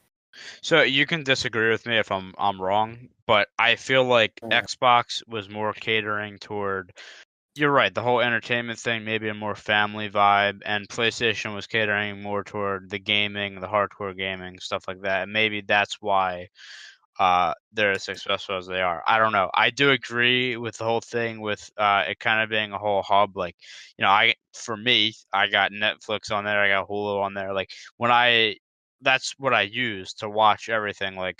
Um, like I don't need to go out and buy like a Fire Stick because it's all on my Xbox. Like I can stream Right. anything on there. I can use, watch TV on there, whatever. Watch YouTube, use Twitter. Like it's insane. Right. And I think maybe, I mean, I love it. Like that's kind of one of the reasons I love Xbox. But maybe that kind of hurt them in a way because PlayStation was more thinking about optimizing the whole gaming. Um, everything they're doing gaming wise, and maybe that is kind of why it's the case when we're looking at numbers here. But I mean, I'm saying this too. I actually have both systems, but I'm definitely an Xbox guy over PlayStation. But Yeah. I know so- some Master hardcore Race. gamers. So educate me real quick. Yeah, the PlayStation 4 is not similar to the Xbox One, is that it doesn't have really all of the functions of the entertainment So stuff. It has the apps. Like I know it has Netflix. Yeah. It has stuff like that. I know it has all that stuff. I'm more talking about like on the back of the Xbox, you have ins and outs for your TV, so you Right. can control the TV and the cable from the Xbox. The PlayStation 4 does not have that, right? Right. So and one thing I'll say is that from what I have experienced, and this is my experience, I don't know if it would change for somebody else, but I feel like everything just like all the apps and stuff just runs smoother on Xbox. Like I feel like it's more built for that. Like Really? it just runs smoother. There's less flaws. Don't get me wrong, I love the PlayStation, and the reason I got the PlayStation was for MLB, which isn't a PlayStation exclusive, but like that's really all I use it for. Like if I want to use it, if I want to watch TV or watch Netflix or something like it, I would never turn on my PlayStation. Like it's my Xbox before. Right. Now it's I would never really do this because obviously like in all video games I want to play with friends, but there is times I've thought about maybe like buying like a COD on PlayStation just because like I feel like I it's hard to explain. Like in hindsight, like I'm probably just over like like dramatic, being over dramatic here. But like I feel like sometimes like the PlayStation just looks crisper, like it runs better, like in gameplays I've Yeah. seen. I don't know, but I could be out. I could be out to lunch on that, but yeah, I don't Mhm. know. That's what I feel. Yeah, I don't know. It's like I mean, I never owned anything PlayStation wise past the PS2. We me and Tyler, we grew up together, and we were kind of split with the amount of friends we had. Like we had a lot of people on Xbox. I would say most of the people were on Xbox, like on a 360 and such. But we did have some friends on PlayStation 3 that I did debate for a while getting one just like play with a couple of my the other friends who didn't have an Xbox. I remember that. That was back in the MW2 days. Yeah, I know, like MW2, and I mean, Halo wasn't even out for the PlayStation, but like being able to play those type of games, and it sounded like a lot of fun. I didn't end up doing it. It just too much money, obviously, and I wasn't even working at the time. So I'm not going to do it now. For me, a lot of the friends who used PlayStation 360 fell off once the one came out. Like especially since the party system came out when the Xbox One came out, the party system was broken. Why is the 360 party better than an Xbox One party? Like I don't get that. Like it's the Xbox 360 party was so much more reliable. Well, I don't know. I feel like they both had their problems. I just feel like with the Xbox One, it's more noticeable because that's what we're playing. It's more like this shouldn't be happening. The capabilities this system have. Why can't I ban a party with my friends? Like right. Why can't I connect to this goddamn party? Yeah. So I don't know. To me, the 360 was built for gaming, and the apps kind of came second. Like I think I used Netflix once on 360. I gamed, like that's all I did. Yeah. Right. Xbox One, I've used Twitch, I've used YouTube, Netflix, everything. I don't use it as much. I strictly use my Xbox for gaming most of the time. But I think the 360 was kind of built around the whole friend interaction because Xbox Live existed before the 360, but it wasn't as polished as what 360. Like 360 was the system that came out and like this is Xbox Live. Same thing with the PS2. Right. Correct. So, and I think that was what 360 was built around, social interaction. Now they locked that down. Now the Xbox One comes down. It's like, okay, now we got that locked down. Let's focus on entertainment. And then the party system kind of came last. That's why it came out broken.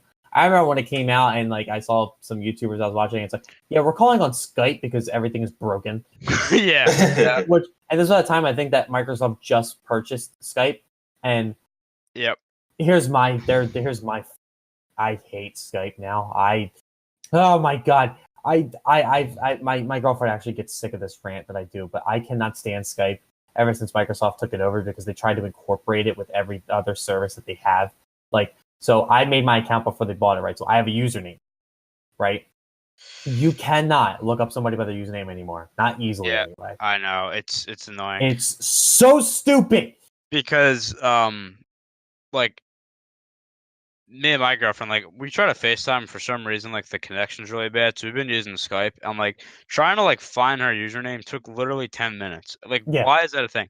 Also, when the Xbox One first came out, there's a friend that me and Bobby have I used to play NHL with all the time, and for the longest time we could not get party chat to work. So we literally had to just call each other while we were playing video games because of this. Like we're kind of going off track. Oh, honestly. Who was this? I forgot. Pat. Right. Yeah. I forgot about that. We would literally like be talking because like Xbox One won't work, the party system won't work. But either way, I think I'll kind of keep it to this from my standpoint. Like I think Xbox is more the entertainment, PlayStation is more the gaming, and I really like the way PlayStation is going. Now with all the stuff, we talked about gaming wise. Now they're expanding, and they're making. It's the most important thing they're doing right now is they're making changes that people want to see. Yep, that's the important thing. They're pulling a page out of Epic Games. Like, how many times have we commended Epic Games for listening to the community? Yeah, right. like that. Just doing something that the majority of people like, and doing it. I think, I think that's a big thing. So, I don't know. Like I said, I like the direction PlayStation. Listen, they're doing a power move. They're doing power moves. Yeah. So that's what they're doing. So now all eyes are on Microsoft and Xbox. Okay, what are you going to do? Why should I buy your system? And listen, all I want is complete, transparent crossplay. That I have been an advocate for this for years. Yeah, you've heard me already talk about it. I carried that whole freaking conversation on the one podcast because I'm so adamant about this. I can't wait for it, and I'm hoping that's part of the next generation. And my computer screen just flashed for no reason, and it scared the ever-living shit out of me. So there's some breaking news for you. So we'll wrap it up there and move on to our predictions. But I think all of us are kind of in agreement. Those are some pretty interesting takes, though, Bobby. Yeah, I think. And it was also interesting because, like I said, I was struggling to find numbers. So it was interesting to hear numbers about the PlayStation. So, what was the name of the website? Trusted Reviews. Trusted Reviews had the rumor story about the PS5, but I got the numbers from a website called Statista, which I've used before. It's basically like a one-stop shop for really any statistical numbers for really anything. Like not even just financial stuff. It's really cool. So I've used it before, so I trusted it. And I mean, I can go into more specific numbers. I won't do that on the podcast right now. But I encourage everybody to kind of look at it if they kind of want to see what I'm talking about. Like there's really, if there's one thing that's been consistent, it's been their sales. Like their sales have not from year to year have been similar. There's nothing wrong there. And I never thought that there was. I was just curious as to why they're doing this. But the fact that this PS5 and again, it's all rumors. Sony has not come out and said anything about the next generation of consoles. But it to me seems like common sense that if the whispers are starting to pick up a little bit, this is probably PlayStation 4 trying to set themselves up. So now Xbox, it's their move. Yep, I agree 100%. And with that, we will wrap up the show as we always do with our weekly NFL predictions. We are on week 6 right now, and I gotta say we're on week 6, and I think 5 of the 6 weeks we've probably said that the matchups are bad. There's a lot of bad matchups this week, and this week is no different. We have, except for one game, which is the last game, we have some games that at the beginning of the year, if you said, yeah, this will be one of the top 3 matchups of the week or one of the most interesting matchups, you would have disagreed. So the first game we have on tap is Chicago at Miami. Second game, Pittsburgh at Cincinnati. And the third game, the Sunday Night Football game, KC at New England. We will start with the Chicago game. Bobby, I'll give you excuse me, Bobby, I'll go to you, and then Brendy to you for your predictions about this game. All right. So yeah, I really don't have much. The Miami started off hot, became the Dolphins again. They realized that they were the Dolphins after week 5. So I really don't expect anything to really go well for them at the moment. The Bears have done pretty well for themselves so far.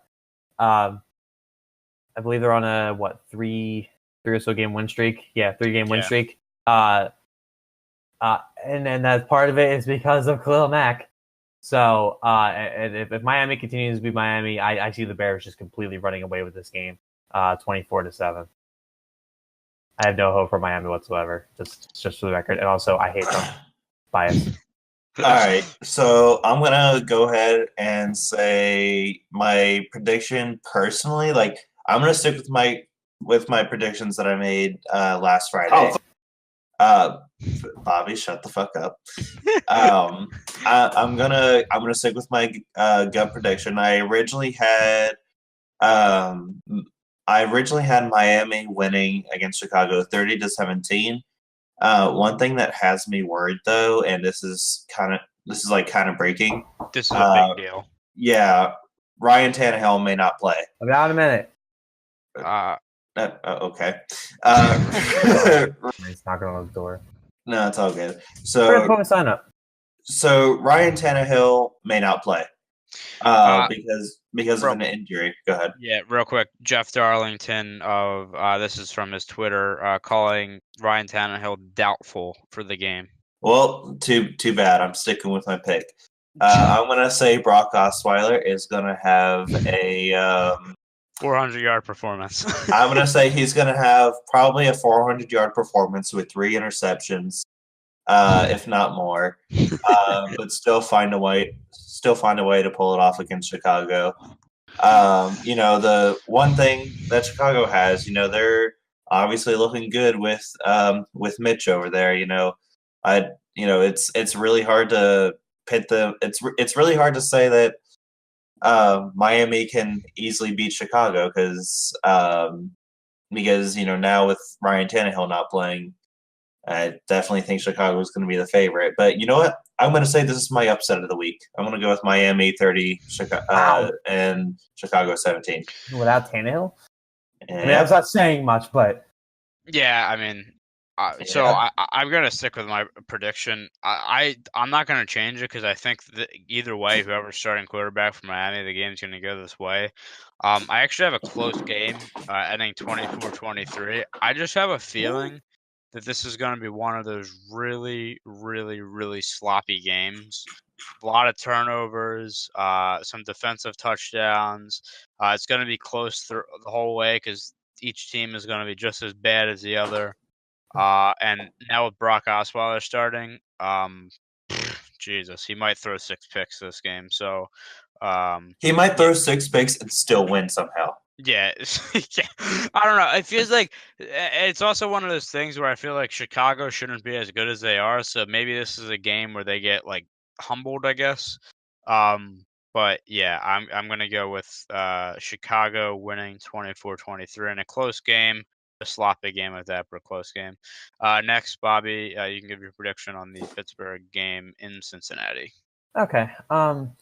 Cincinnati has been doing well for themselves also early in the season. But then again, the teams they've played really aren't reflective on their record, right? So they've played the Colts, which they beat, the Ravens, which they beat. They lost to the Panthers. They beat the Falcons and the Dolphins. Now playing the Steelers, which you could argue is probably more of a legitimate contender than any of those teams I just mentioned. However, I still don't, all I can think about is how they lost to the Panthers, and I think it's going to go the same way with Pittsburgh, except it's just going to be a little closer this time, because even without Le'Veon Bell and everything going on, as sloppy as Pittsburgh has been, they could still hold their own.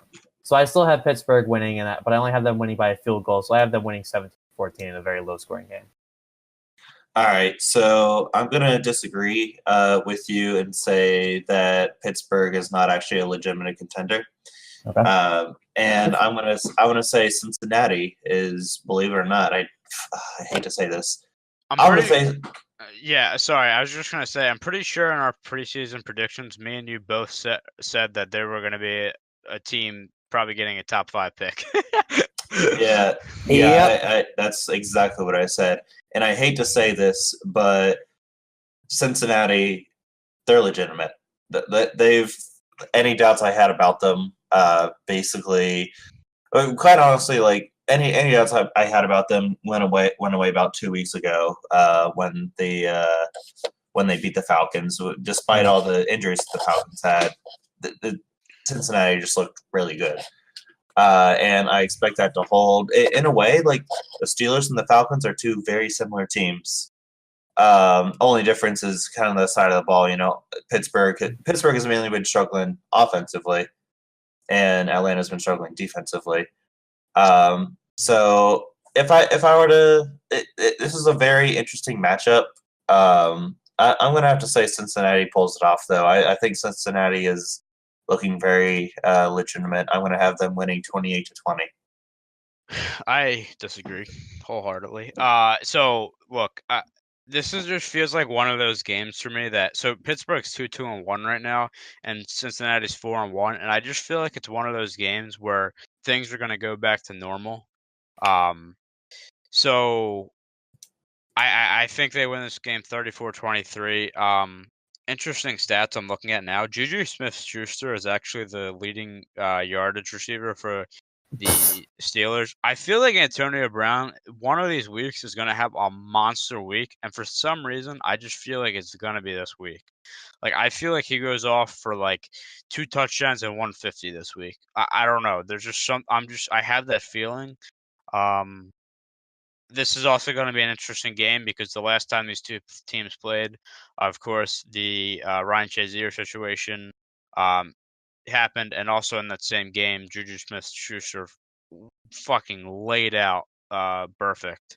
Got suspended for that. So this was already a rivalry, and then this is the next game after all that happened on that Monday Night Football game. It's going to be it could be a trippy game. It always is between these two teams, but it could be even worse. I don't know. I can't see Pittsburgh being 2-3-1 after this game, and Cincinnati being 5-1 after this game. It doesn't seem right to me. So I have Pittsburgh winning for that. And then the last game, the biggest game of the week, Kansas City coming in undefeated, comes into Foxborough facing Tom Brady and the Pats, who have kind of struggled a little bit this year. I say struggled.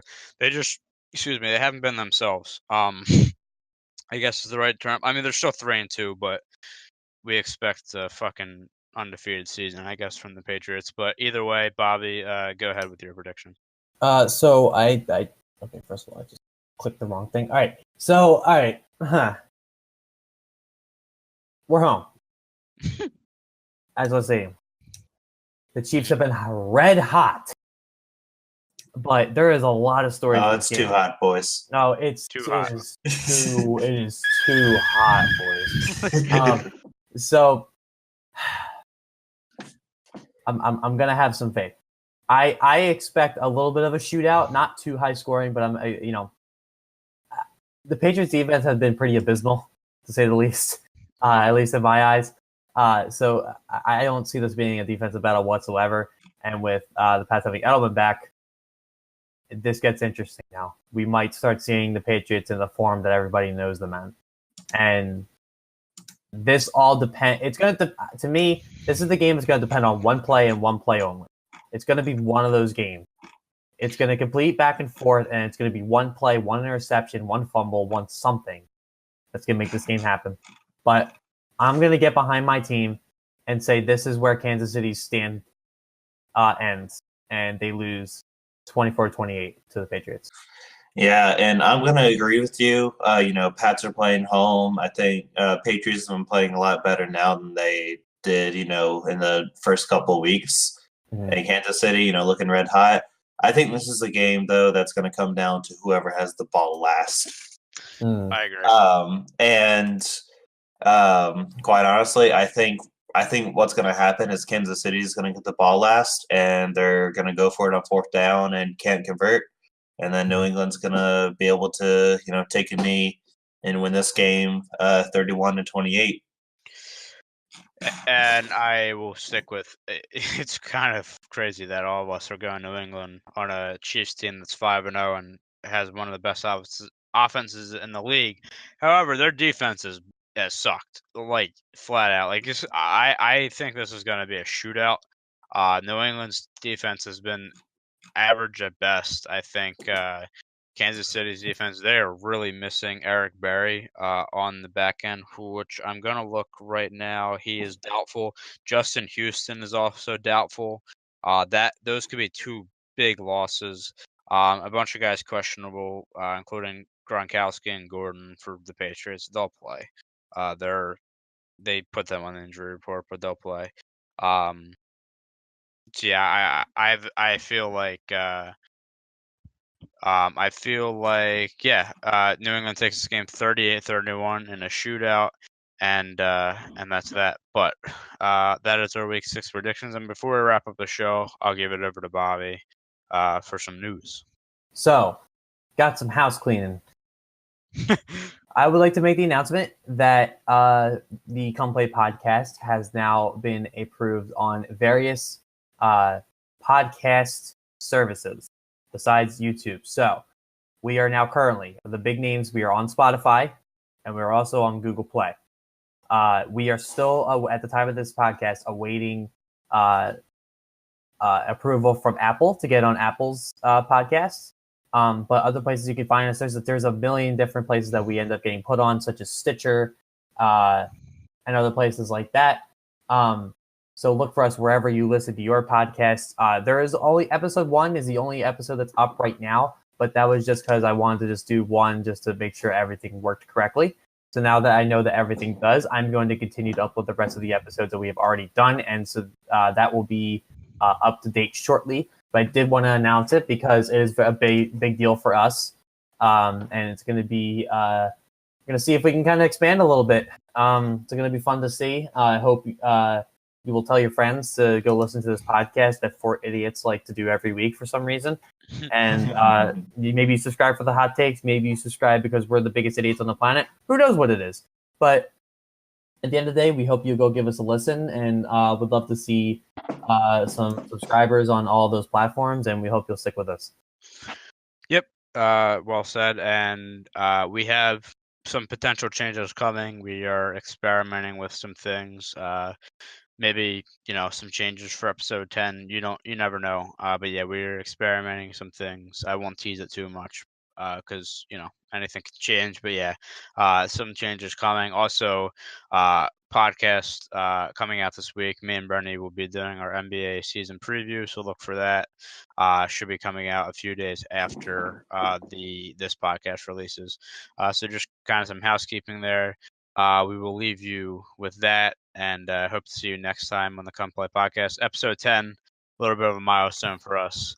We hope to see you there. Thanks for listening. Leave a like if you liked the video, and subscribe if you haven't already, and we'll see you next time. Peace.